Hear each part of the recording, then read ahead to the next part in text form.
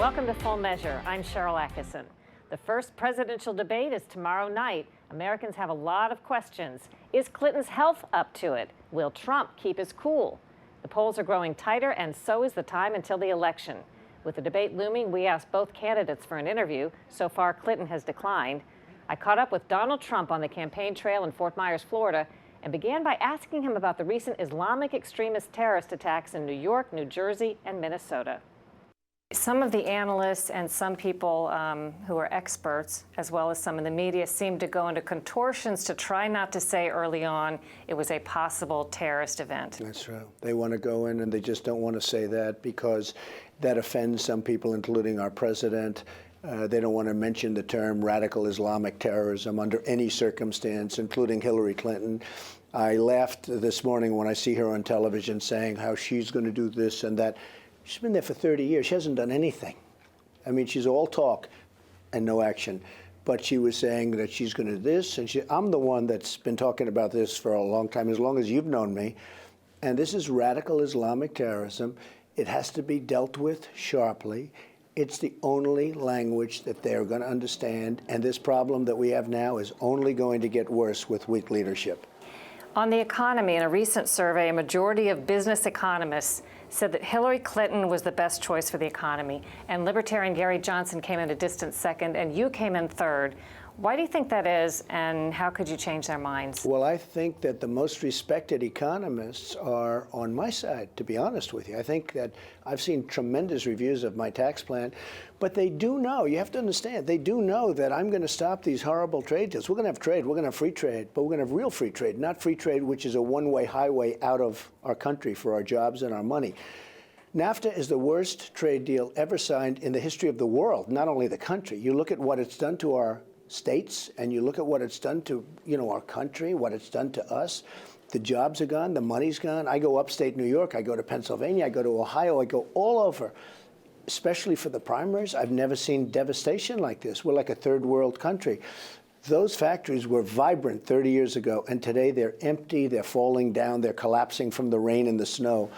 So, no, I think that we've had tremendous reviews. I mean, look, I'm going to lower taxes. Hillary Clinton is going to raise taxes. I'm going to, that's what I do. I have thousands and thousands of people that work for me and I've created tens of thousands of jobs.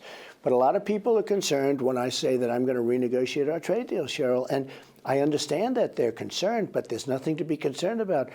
We lose right now. We have a deficit in terms of all of the trading we do with other countries.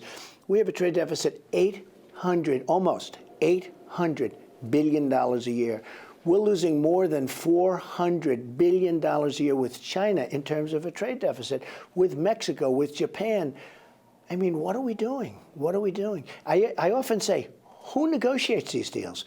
So your establishment people are saying, oh, gee, let things be the way. I don't think we can let them be the way they are because our country is being devastated and our jobs are being taken. I want to hit on a couple of personal controversies for you.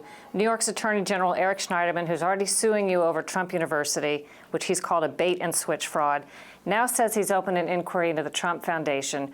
Are you confident that the Trump Foundation has followed all charitable rules and laws? Well, I hope so. I mean, my lawyers do it. We give away money. I don't make anything. I take no salaries. I take no any costs. I have zero costs. And a lot of money goes through the Trump Foundation into charities. It goes to charities. It doesn't go to me. It goes to charities. I'll point out that Mr. Schneiderman is a Hillary Clinton supporter and has apparently found nothing worthy of inquiry with the Clinton Foundation.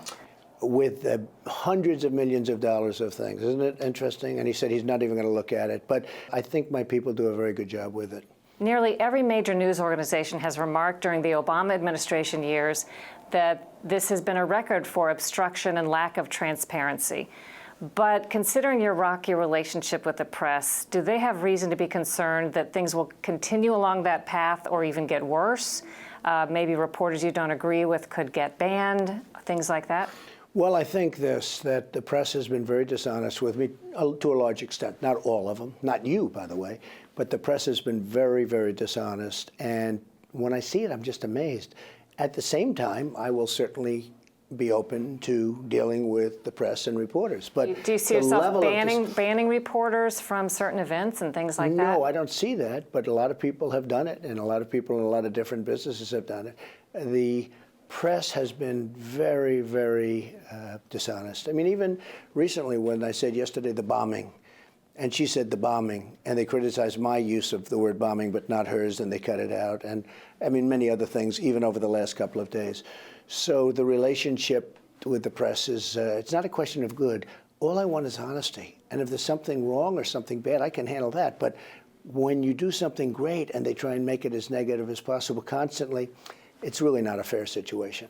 You and I first spoke about a year ago when there was something like 16 other Republicans in the race, and you had a long haul. Going back to a year ago, did you really think you had a good chance at being here today? Well, I don't think I would have been doing it if I didn't. You know, that question is, did you really think this was going to happen? And I guess the answer is I wouldn't have done it if I didn't. You know, I'm not looking to lose. And traditionally, I do well and I win and I do a nice job.